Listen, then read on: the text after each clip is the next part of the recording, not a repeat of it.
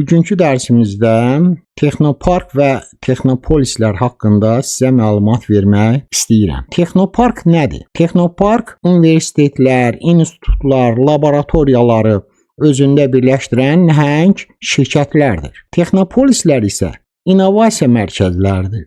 Orada ali təhsilli şəxslər hazırlanır, mütəxəssislər hazırlanır. Texnopolislər əksəriyyəti əsasən inkişaf etmiş ölkələrdə cəmlənmişdir. İnkişafda olan ölkələrin içərisində təkcə Çində Texnopolis vardır. Texnopolislərdən ikisi ABŞ-da yerləşir. Biri Silikon vadisidir ki, ABŞ-ın qərb bölgəsində yerləşmişdir.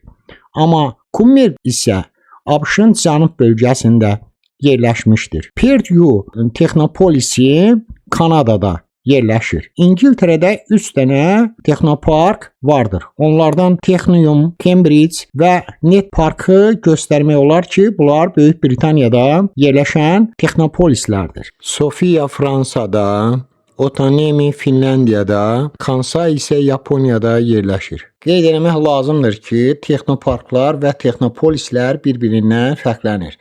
Texnoparklar böyük universitet və laboratoriyaları özündə birləşdirən elm tutumlu şirkətlərdir. Texnopolislər isə innovasiya, texnologiyaların işlənib hazırlanması, ixtisaslı kadrlar hazırlamaq məqsədi ilə yaradılmış mərkəzlərdir.